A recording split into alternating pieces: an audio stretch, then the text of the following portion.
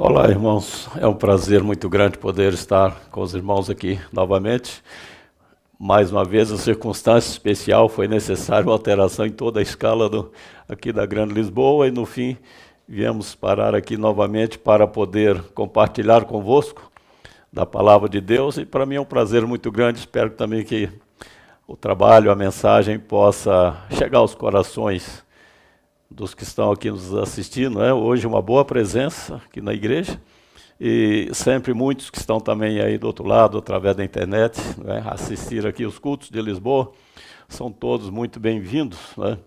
E é um privilégio que temos, né, poder ainda pregar a palavra em plena liberdade, com toda a situação do mundo, mas como a irmã Helena cantou, um dia de cada vez, né? Somos gratos a Deus por hoje, por essa oportunidade, que Ele seja louvado. E nós queremos abordar esse tema, um povo peculiar.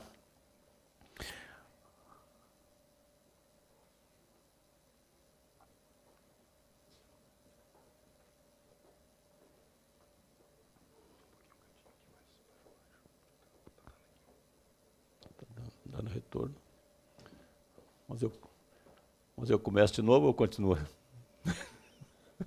Pronto, então, a eletrônica, né, até que favorece muitas vezes também algumas situações, precisa fazer algum reparo, mas pronto.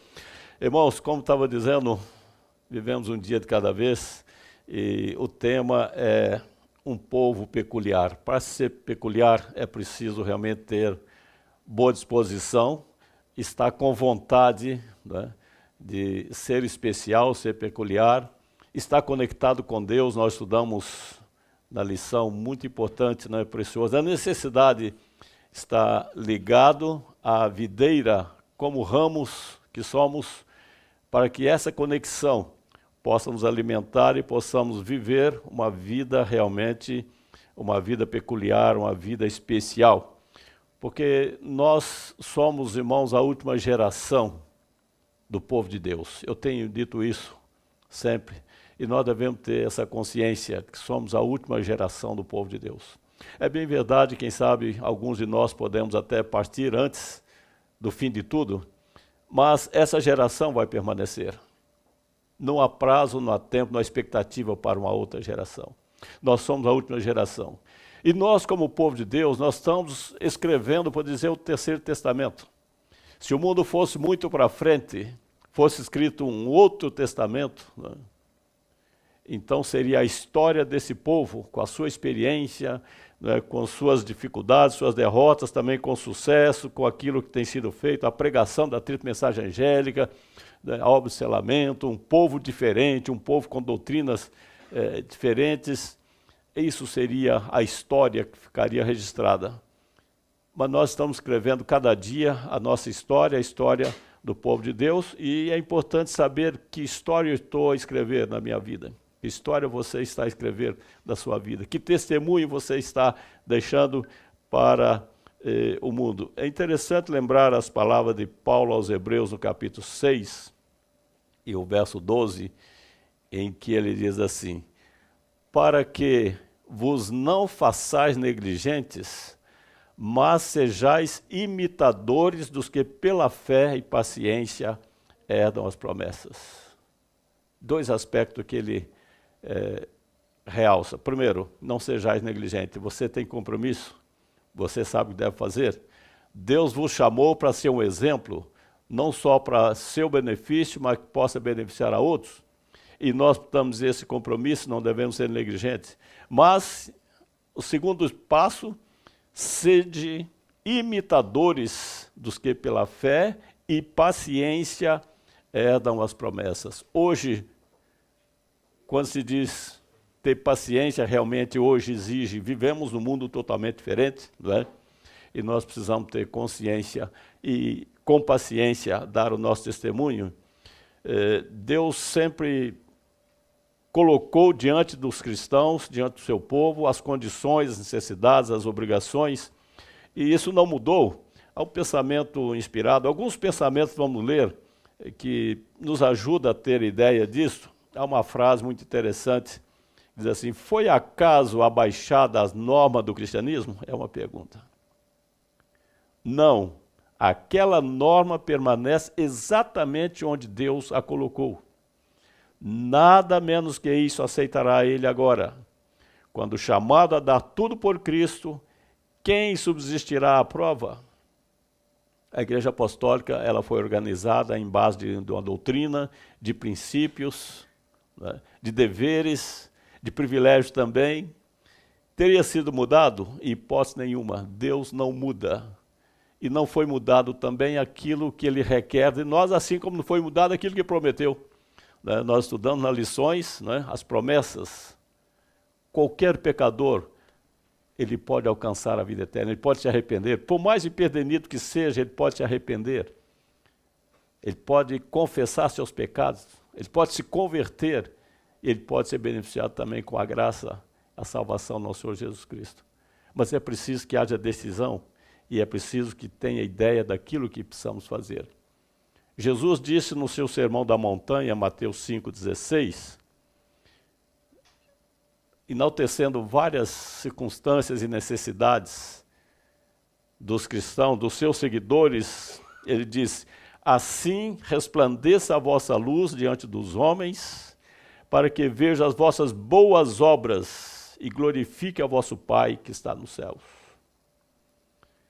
Não é a nossa palavra, não é a minha pregação, não é a teoria ou a teologia, não é o que nós falamos. As pessoas estão a nos reparar. Os vizinhos, os amigos de trabalho, de escola, aqueles que convivem conosco, eles estão a reparar se você vive realmente aquilo que prega. Quando você fala de vários pontos de doutrina, mas nas suas palavras, na sua maneira de viver, no seu trabalho, na sua honestidade, na sua sinceridade, ele está vendo se realmente você é aquilo que você propaga diante das pessoas, para que vejam as vossas boas obras e glorifiquem a vosso Pai que está nos céus. Este é o argumento irrefutável contra aqueles que dizem: não, você é salvo pela graça, não precisa se preocupar com nada, você está salvo. Você está salvo. Mas salvo de quê? Lembra que eu já fiz essa pergunta aqui? Salvo de quê? Perguntei muitas vezes para pessoas, ao pregar o evangelho, no trabalho missionário: não, eu já estou salvo, Jesus já me salvou, mas me salvou de quê? Então, quando diz aqui, para que veja as vossas boas obras, você demonstra realmente se está salvo com quê? Com palavras, com a Bíblia debaixo do braço, todo sábado, em todos os cultos, com as suas boas obras. Portanto, as obras têm o seu papel no processo, tanto de pregar o evangelho, como também da própria salvação, mas não são obras que compram a salvação em hipótese nenhuma, nós estudamos claramente. Elas são frutos da salvação. Eu faço obras porque estou salvo, e não faço obras para me salvar. É completamente diferente. Mas é necessário que o seu comportamento, as suas obras, mostrem que você realmente está salvo. Uma outra frase interessante na sequência diz assim: a consagração a Deus precisa ser uma questão viva e prática. Perceberam? Não, eu sou consagrado a Deus. Mostra que você é consagrado, não vai precisar você dizer, as pessoas vão ver. A consagração a Deus precisa ser uma questão viva e prática. Devemos fazer brilhar de tal maneira a nossa luz diante dos outros que, vendo nossas boas obras, eles glorificam nosso Pai que está nos céus. Então, é um comentário do verso que lemos, através de uma consagração viva e prática, então a luz vai brilhar realmente. E como disse, irmão, nós que vivemos nessa geração aí em 2022, no meio de uma evolução galopante, né, em todos os aspectos, né, uma vida sedentária, né, o que precisamos para ser diferentes do mundo é exatamente o evangelho prático, porque isso inclusive é pela fé, nós estudamos na lição, é pela fé. Não é por meio daquilo que você... Não, eu vou fazer para ser salvo, para mostrar que eu sou santo. Não. Você é santo e por isso você vai fazer e vai demonstrar. O apóstolo Paulo diz assim em 2 Coríntios 5, 7, porque andamos por fé e não por vista. Por fé. As pessoas têm que perceber, nós temos que estar conectados com Cristo, conectados com Deus. As pessoas não vêem essa conexão. É interessante, os irmãos estão me ouvindo, né? Mas está vendo algum cabo aqui? Mas, no entanto, estão me ouvindo, eu estou falando aqui nessa pequenininha coisa, vocês estão me ouvindo. E onde é que está o cabo? Hoje, a coisa é diferente. Mas se eu não tiver conectado aquele receptor ali, né? Se o operador ali der um tique ali e cortar, acabou. Posso colocar mais 8 ou 10 disso aqui, não vai sair num só. Assim é a fé. Isso aqui está saindo porque, de uma maneira invisível, há lá o receptor. Há um aparelho, né, que transmite o som para o que está aqui em meu corpo, e eu consigo falar e ampliar a minha voz sem nenhuma conexão direta. Assim é a fé. Você está conectado com Cristo pela fé. Ninguém vê um cabo ligado, não está de mão dada com Ele, como alguns tiveram o privilégio enquanto estava vivo, mas agora é pela fé. As pessoas têm que ver à sua volta, ele está conectado com o céu, porque o seu procedimento, seu comportamento, suas palavras, suas atitudes mostram isto. Então é o que realmente carecemos, não é? Como diz essa frase especial, diz assim, carecemos de uma finalidade na vida. Eu achei isso aqui interessante. Não pode viver uma vida assim, a esmo, ao acaso, né? Ao calhas, como se diz por cá em Portugal. Carecemos de uma finalidade na vida. Viver com desígnio. Viver com desígnio. Eu tenho que ter projetos, objetivos na minha vida. E devemos ter objetivos também secundários, né? Pensar em coisas melhores para a família, em ter uma estabilidade financeira, em ter um bom trabalho, em ter um curso superior. Tudo isso é necessário, mas não é o essencial. Devemos pensar nessas coisas, fazer o melhor, mas buscar primeiro o reino de Deus, uma finalidade na vida, viver com desígnio, e é o que nós devemos pedir a Deus, essa mudança em nossa vida. Tomar uma nova atitude, mudar o rumo da nossa vida.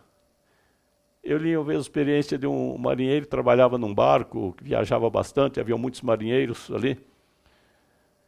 E quando chegava o fim de semana, o comandante atracava na cidade mais próxima que tivesse e liberava os marinheiros para ir passar o fim de semana à vontade. E saíam. E era um problema. Quando voltava domingo à tarde, todo bêbado, às vezes alguns sem sapato, e às vezes com marca de socos pelo rosto, pelo corpo. Era aquele problema. Mas havia um marinheiro passou a trabalhar com eles, ele ia com eles, voltava são, sóbrio normalmente. E os companheiros ficavam muito indignados, até que um dia eles combinaram, esse fim de semana o fulano vai beber. Esse fim de semana o Fernando vai beber. E não falaram nada, levaram, chegaram lá no bar, aquela farra toda, hoje você vai beber. Não, não vou, eu não bebo, não acho que não convém. Não, hoje você vai beber. Vai beber ou não vai? Não, hoje você vai beber. Olha, só se for a força que eu não bebo. Então nós vamos segurar, você vai beber. Então eu disse, olha, antes de eu beber eu vou contar para vocês por que eu não bebo. O meu pai bebia muito. Às vezes chegava em casa carregado, de arrasto. Minha mãe sofreu muito, foi um tormento tremendo. Passamos necessidade, muitas vezes eu tinha que ir lá com ela buscar na taberna, porque ele nem sequer conseguia sair. E um dia ele voltando para casa, foi num país aqui da Europa, dando muito gelo, muita neve, e um dia ele não chegou em casa. Ficou tarde, passou lá e não chegou em casa. E minha mãe me chamou para a gente ir procurá-lo. Pelo caminho encontramos meu pai morto, na beira do caminho, congelado, no estado de miséria. Eu era pequeno ainda. E ali, ela ajoelhada junto ao meu pai, ela me pediu para fazer uma promessa. Olha, você vai me prometer uma coisa, que você nunca vai beber bebida alcoólica na sua vida. E nessa circunstância eu prometi para minha mãe. E nunca bebi. E pretendo não beber. Agora, se vocês quiserem me obrigar, eu não tenho como me defender sozinho. Aí já nessa altura, já estavam todos totalmente desmotivados, todos quietos, olhando para ele. Olha, ninguém vai fazer você beber. Já disse logo um deles. Ninguém, pronto, acabou. Eu já sou contra, eu também não, olha, pronto. Só que naquele dia, eu não tinha bebido ainda. E quando chegou domingo à tarde, chegou todo ele sóbrio, cantando, feliz. Quando o comandante falou, o quê? Será que eu... Não é possível que eu estou vendo isso aqui. Será que é impressão minha? Chegaram todos sóbrios no barco. Comandante, o que aconteceu? Nunca vi isso. Eles contaram a história e disseram, olha, nós fizemos um pacto, nunca mais beber, nenhum de nós. Percebe, irmãos, que é a influência? E se ele dissesse, não, pô, hoje eu vou beber uns copinhos com vocês para acabar esse problema, e eu vou mostrar que eu sou igual a vocês. Qual seria a história dele e dos outros? Percebe, irmãos? Tem muito a ver. E muitas vezes você é chamado a, não seja uma prova dessa, mas é chamado, não é? Na temperança, na santificação do sábado, e muitas outras situações. No relacionamento, você é chamado. Mas é hora, então, de dar a prova. Ter uma finalidade, não, o meu propósito é esse, não vou abrir mão. Diz uma frase muito interessante, diz assim, a religião pura traz paz, felicidade, contentamento, a piedade é proveitosa para esta vida e a futura. É isso, nós temos que pensar que nós não vivemos só para essa vida e que precisamos ter objetivo, não é? Como diz o apóstolo João, primeira epístola 2:15, não ameis o mundo, nem o que no mundo há. Se alguém ama o mundo, o amor do Pai não está nele. Nós estudamos hoje. Se ele tem amor pelo mundo, ele pode estar ora um pé aqui, um pé lá, um pé aqui. Ele não está ligado à videira. Ele de repente faz uma conexãozinha, hoje é sábado, passa o dia conectado. Depois à tarde desconecta, né? Tchau Jesus, até a próxima semana. Não é assim que funciona. Se estamos agarrados a alguma coisa do mundo, o amor do Pai não está nele. E aí vem um pensamento muito interessante. Muitos há que não têm uma esperança inteligente.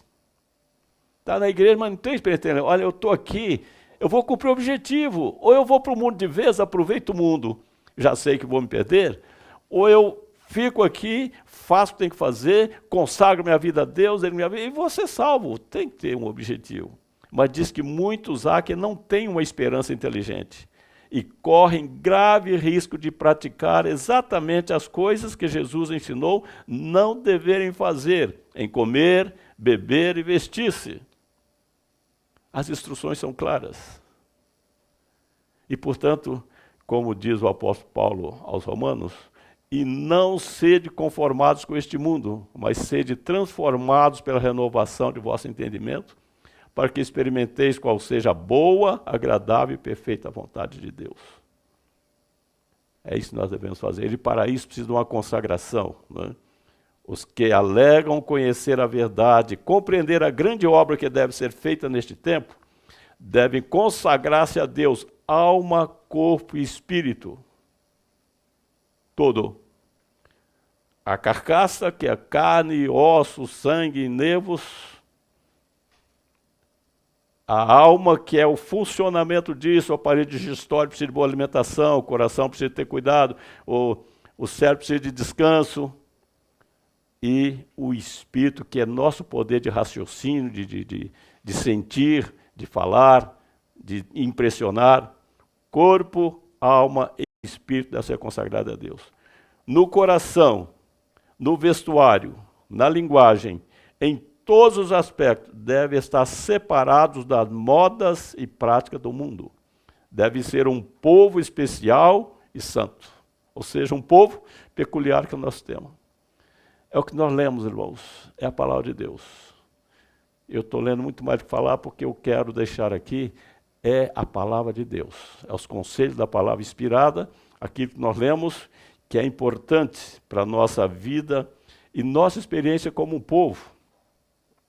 Apesar de estarmos em mais de 140 países, nós somos um povo pequeno, humilde, em torno, talvez um pouco mais de 40 mil almas. Talvez a menor igreja internacional, em torno de 40 e poucas mil almas. Mas estamos em mais de 140 países, e é um povo que está por aí. É um povo que está dando testemunho diante do mundo. Nos faz lembrar a experiência lá de Esther 3:8, né, de Amã. Qual foi a acusação que Amã fez contra o judeu diante do rei Assuero? Ele diz assim, Esther 3, verso 8. Existe espalhado e dividido entre os povos, em todas as províncias do teu reino, um povo, cujas leis são diferentes das leis de todos os povos, e que não cumpre as leis do rei. Por isso não convém ao rei deixá-lo ficar. Quem é esse povo? É o povo de Deus, daquele tempo. E Amã fez aquela acusação, ele queria o quê? Exterminar os judeus, porque os judeus não reconheciam ele como sendo o fulano de tal que tinha que se curvar diante dele. Ele falou, não, essa gente não pode ficar. Mas ele diz que é um povo como? Um povo que está espalhado em todas as províncias, cujas leis são diferentes das leis de todos os povos. Isso é verdade. E que não cumpre as leis do rei. Isso não é verdade. Por quê? Existem leis que o povo de Deus pode cumprir e conciliar com as leis do governo. Existem leis do governo que não dá para conciliar com as leis de Deus. Aqui entra o conflito. E quando Amã disse isso, os judeus não eram nem os ladrões, não eram aldrabões, não andavam a surrupiar os direitos, não tiravam do governo o que ele pertencia. Agora, que eles tinham leis diferentes, realmente eles tinham. E ele, nisso aí, ele falou, leis são diferentes das leis de todos os povos. Assim o povo de Deus sempre foi, meus queridos. O povo de Deus nunca pôde, nunca conseguiu conciliar os seus costumes, seus princípios com todas as leis do governo. E hoje é assim, nós temos também leis diferentes, porque são leis que Deus estabeleceu e que devem ser cumpridas independentemente de agradar a todos ou não. E geralmente desagrada a muitos. Hoje, como é visto os crentes em linhas gerais, né, com pessoas ultrapassadas, pessoas radicais, pessoas que estão atrás de vida, os crentes em geral. Agora, quando eles começarem a filtrar, que encontrar só esse povinho aí que tem leis mais diferentes do que todos os outros, o que vai ser? É o que está previsto para o povo de Deus. Mas nós temos, especialmente, 3 pontos que são o que nos distingue diante do mundo, que são mais visíveis. A santificação do sábado, a temperança, né, ou seja, o regime alimentar, e a aparência pessoal, que é a indumentária e vestuário. Esses 3 pontos não tem como esconder. Há muitas situações que acabam que realçam, né, diante do mundo e não tem como esconder, porque é aquilo que nós praticamos, vivemos. Se queremos ser fiel a Deus, esses 3 pontos vão realçar. Quando nós lemos, por exemplo, o mandamento lá do sábado, né, não vamos ler, que todos os irmãos conhecem, Êxodo 20, verso 8 a 11, quando fala do sábado, implica em quê? Nem tu, nem teu filho, nem tua filha, nem tua serva, nem o teu servo, nem o teu animal, nem o estrangeiro está dentro das tuas portas. As implicações de uma verdadeira observância do sábado são fundamentais e importantes. Depois Isaías ainda acrescenta algumas observações, não farás tuas próprias palavras, não fazer tua própria vontade. É o dia de Deus. Do pôr do sol ao pôr do sol é um dia de Deus. Enquanto nós estamos aqui falando da palavra de Deus, o mundo está tocando a todo vapor aí, não é? Eles não conhecem, não sabem. Mas nós não podemos meter a isso, porque conhecemos sobre os princípios do sábado. E isso é uma prova É uma prova para nós. Diz assim um pensamento inspirado: Deus tem uma prova para nós. E se alcançarmos a norma, seremos um povo especial. Somente se alcançarmos a norma, porque é uma prova para nós. Seremos um povo especial. O sábado traça uma linha de separação entre nós e o mundo. Não palidamente, mas em cores nítidas e distintas. Para os que receberam a luz dessa verdade, o sábado é uma prova. Não é exigência humana, mas prova divina. É o que há de distinguir entre os que servem a Deus e os que não servem. Por enquanto ainda temos a liberdade, não é? Temos total independência para guardar o sábado, não se implica muito conosco por enquanto, mas isso é mesmo por enquanto. Daqui a pouco as leis vão começar a apertar e vão agrupando ao nosso redor e vão chegar ao ponto. Existe aí um povo diferente, lei diferente, que não quer submeter à lei do rei. Vai chegar a essa altura. Porque, como o próprio Deus disse, é uma prova e nós temos que estar dispostos a sujeitar essa prova. Não é? E aqui há várias recomendações, não é? Que o sábado é um descanso para nós. Celebrarei o sábado de uma tarde a outra tarde, foi determinado. E depois, algumas instruções para a família: deve, antes do pôr do sol, estar reunida para receber o santo dia, não é? Observar cuidadosamente os limites do sábado.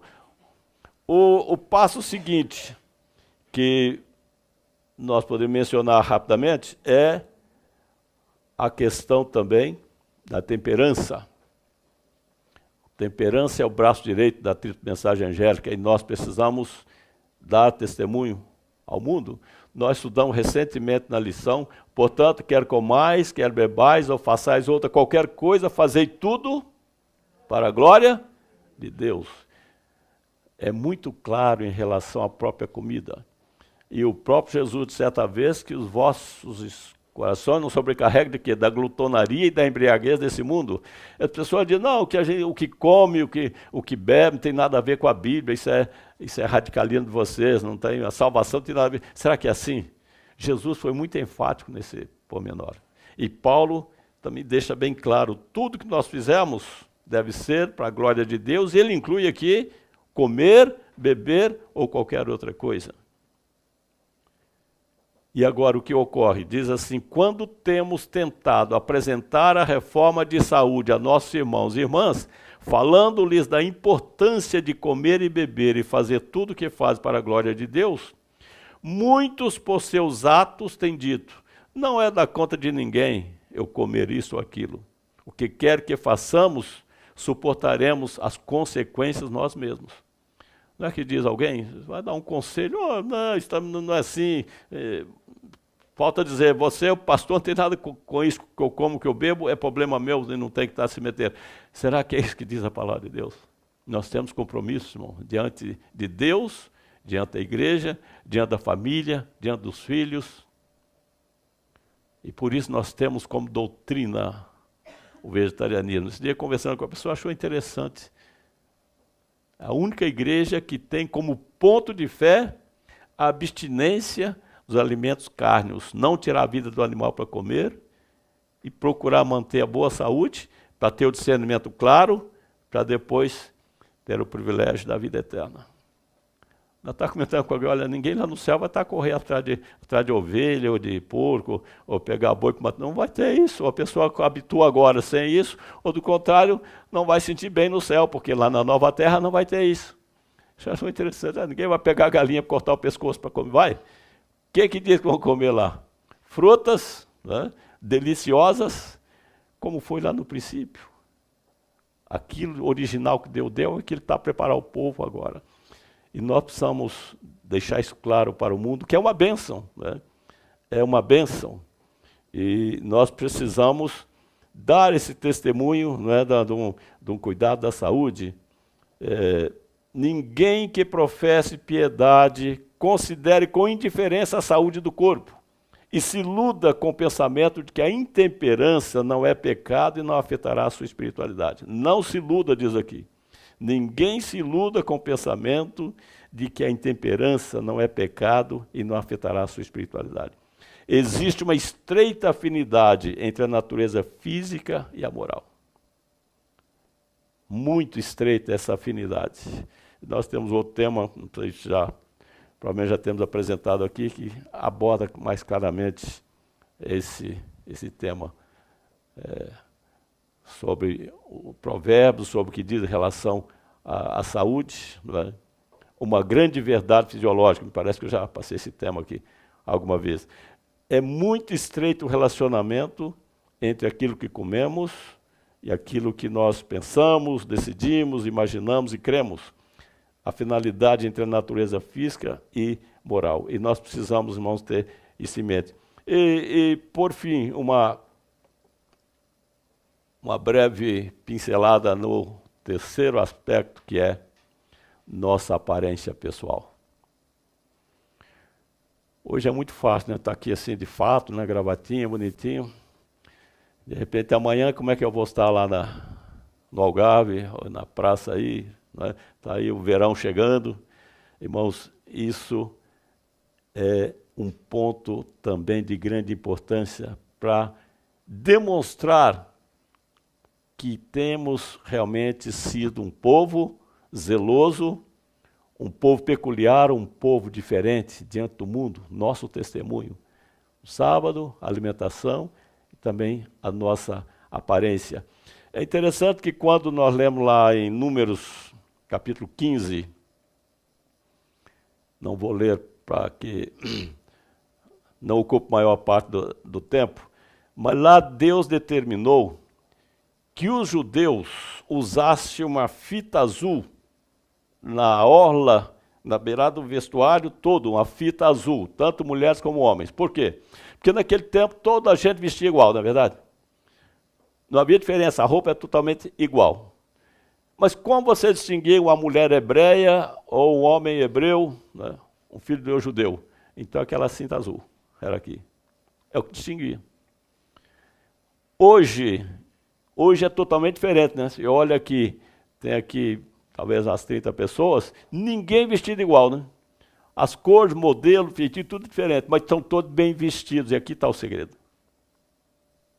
Hoje, a roupa não é toda igual, porque quase que fazia assim, um saco, cortava 2 buracos aqui, enfiava aquilo e todo mundo vestia mais ou menos igual, aquela coisa. Claro que havia alguns gostos, alguns vestiam de maneira melhor que podia, mas em síntese era igual. E isso Deus então exigiu que houvesse um sinal. Agora, qual é o pensamento? Como que a inspiração aplica essa situação para nossos dias? Diz assim: os filhos de Israel foram ordenados a usar um simples cordão azul nos cantos de suas vestes para distingui-los das nações em volta e significar que eram o povo peculiar de Deus. Não se requer hoje do povo de Deus que tragam nas vestes um sinal distintivo. Mas no Novo Testamento, muitas vezes nos é indicado o Israel antigo como exemplo. Se Deus deu direções assim definidas a seu povo da antiguidade, acerca de seu vestuário, não tomará ele conhecimento do vestuário de seu povo na atualidade? É uma pergunta. Se Deus preocupou naquele tempo que o povo dele pudesse distinguido pelo vestuário algum sinal que, olha, esse é um hebreu, essa é uma hebreia, esse aqui é um servo de Deus, aquele não, esse aqui deve ser do mundo. Será que ele não exigiria hoje também que tivesse essa diferença?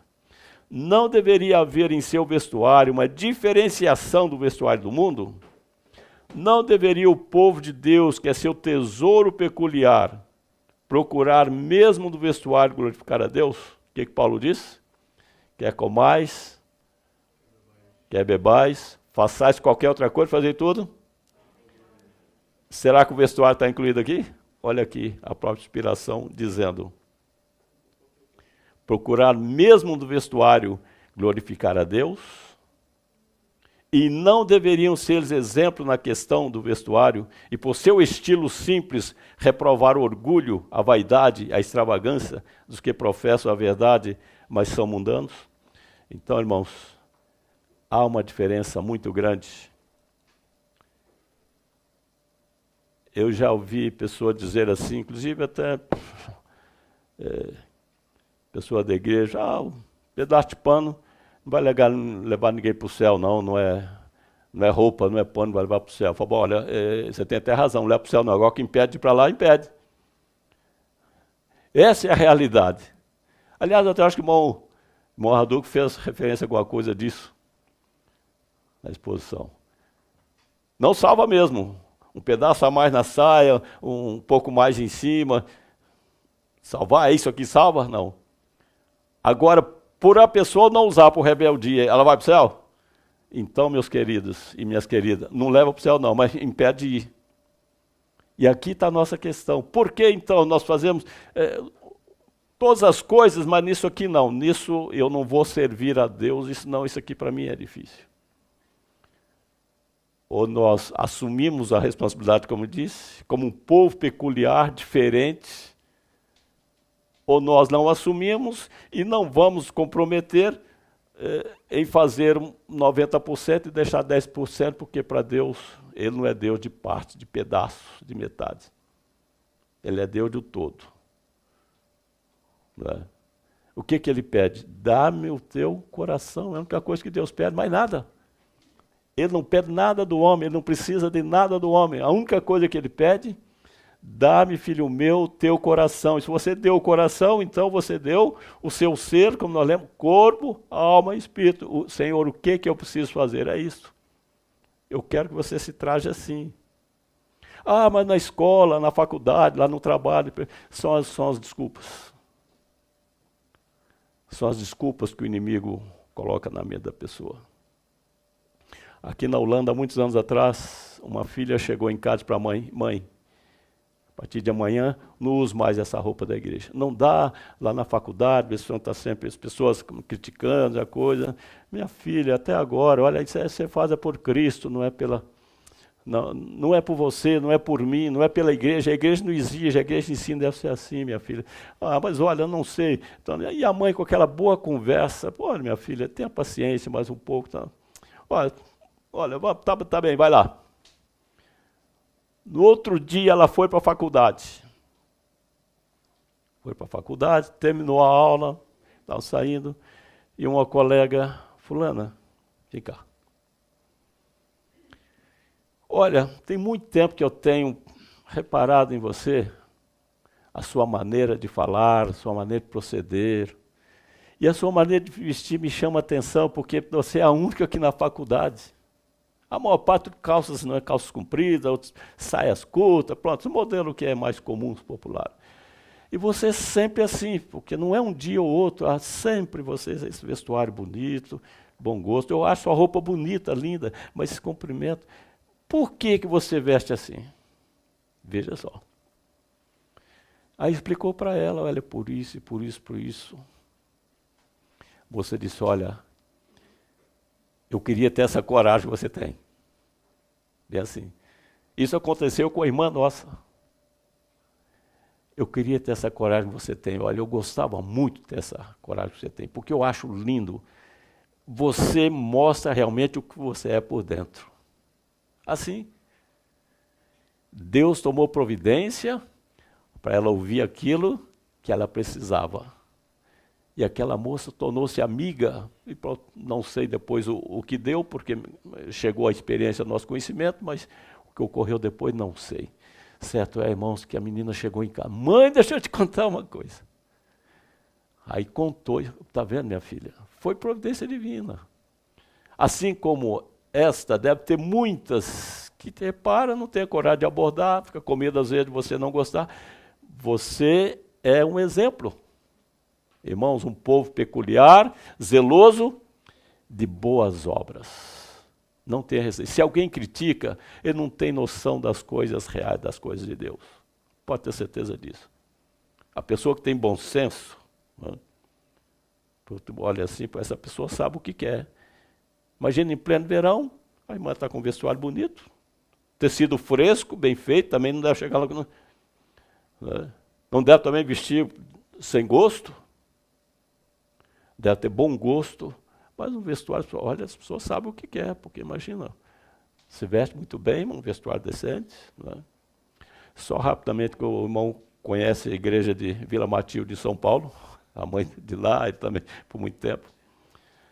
Havia duas irmãs, isso já há muito tempo, irmão, aí há uns 60, 80 anos atrás, pronto, não é da agora. Duas irmãs, e elas tinham uma vizinha, começou a fazer amizade, começaram a falar da palavra, e aí a pessoa começou a se interessar, ficou muito interessada, mas a olhar para as irmãs assim, até que um dia tinha uma conferência lá, vinha um irmão de fora, lá, conferência geral, não sei o quê, e essas duas irmãs insistiram tanto com a vizinha para ir, mas a vizinha, não, olha, tentou, mas no fundo, ela estava com vontade de ir. Aí ela foi à reunião. E Vila Matilde, a igreja grande, tinha muito mais ainda, porque era conferência, né? Estava cheio de gente mesmo no sábado, e muitas irmãs e muitos irmãos. E aquela visita chegou, assistiu tudo, muita vontade. Depois foi embora felicíssima da vida. Irmão, sabe o que estava me pedindo que a irmã da igreja? As duas irmãzinhas, né, na boa intenção, compravam o tecido mais barato que tinha, aquele tecido bem forte, fazia aquela coisa assim, mais simples possível. E as duas sempre pareciam duas nadurinhas, igualzinho a mesma cor, já compravam o tecido da mesma cor, que é para comprar mais barato. E a vizinha olhava para aqui, misericórdia, essa igreja é muito boa, eu gostava muito de ser dessa igreja, mas para mim vestir isso aqui. Se eu tiver que pôr essa roupa aqui. Entendeu, irmãos? Até que Deus fez o trabalho, o Espírito Santo conversou. Não, vai lá assistir a reunião, vai lá. A senhora tornou-se membro da igreja. Mas quase que perde por quê? Por causa do outro extremo. Eu aprecio muitas irmãs, vestem bem, né, cores bonitas, cores agradáveis, decente, o vestuário bonito. Eu aprecio, pessoalmente lhe digo, de coração, não é por causa de igreja, ser pastor, nada. Eu admiro, fica bonito. Né? Fica bonito. Porque foi Deus que deu. Ele deu modelos, deu cumprimento, deu tudo. Se quiser, está tudo escrito. E agora não tem tempo de tratar disso. Irmãos, agora o que diz? Timóteo 2, 9 e 10. O que Paulo diz? Que as mulheres se ataviem em traje honesto, com pudor e modéstia, não com tranças, com ouro, com pérolas, com vestidos preciosos, mas como convém às mulheres que fazem profissão de servir a Deus. Está na Bíblia o vestuário ou não está? Com todas as letras. Agora o que ocorre? Já vamos concluir. Muitos consideram essas recomendações como demasiado antiquadas para merecerem atenção. Já ouvi muito, não, irmão, olha isso no tempo da irmã White. Pô, mas Jesus é de quando? É 2000 anos atrás. A Bíblia foi escrita logo em seguida. O Novo Testamento é mais antigo ainda, então, não sei, teria que escrever uma Bíblia para agora? Deus não muda. E a própria visão, as visões que teve daquele tempo, muitos consideram essas recomendações como demasiadamente antiquadas para merecerem atenção. Aquele, porém, que as deu a seus discípulos, tá? Aquele que a deu a seus discípulos, não foi aos adventistas do sétimo dia, nem muito menos aos movimentos de reforma. Aquele, porém, que as deu a seus discípulos, compreendia os perigos do amor do vestuário em nosso tempo e mandou-nos essa advertência. Portanto, foi lá, 2000 anos atrás. Jesus tinha visão do nosso tempo ou não? Ele sabia como é que estaria aqui o nosso vestido hoje, o vestuário daqui de Lisboa, do Brasil, da Europa, toda, e dos Estados Unidos, em todo lugar. Sabia perfeitamente. E ele disse, olha, atenção, que o diabo vai usar isso aí como um meio de tirar muita espiritualidade de irmãs e da igreja. O vestuário. Tenha atenção. Aquele que deu daquele tempo, ele compreendia os perigos do amor do vestuário em nosso tempo e mandou-nos essa advertência. Portanto, nós devemos ter cuidado. E, por último, quero deixar aqui uma advertência muito interessante também, inspirada, que diz assim: muitas almas convencidas da verdade têm sido levadas a decidir-se contra ela por causa do orgulho e do amor do mundo manifestado por nossas irmãs. Eu vou concluir os irmãos também, porque hoje o problema não é só as irmãs. A doutrina pregada parecia clara, harmônica, e os ouvintes sentiam o dever levantar uma pesada cruz com a aceitação da verdade. Quando essas pessoas viram nossas irmãs fazendo tanta ostentação no vestuário, disseram: esse povo veste da mesma forma que nós. Não podem realmente crer o que professam. Afinal, devem estar enganados. Olha aqui. Isso aqui é um perigo tremendo, irmãos.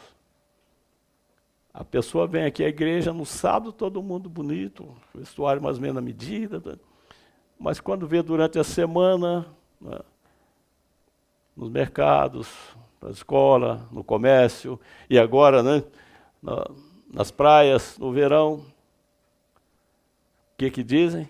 Este povo veste da mesma forma que nós. Não podem realmente crer o que professam, afinal devem estar enganados. Se na verdade pensassem que Cristo havia de vir em breve e o caso de cada alma devia ser decidido para a vida eterna ou morte eterna, não podiam dedicar tempo e dinheiro para se vestirem de acordo com as modas existentes.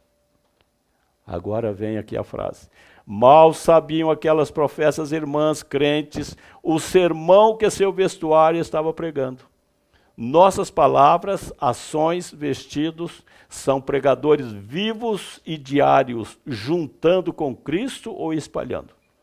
Isso não é coisa insignificante para ser passada por alto com um gracejo.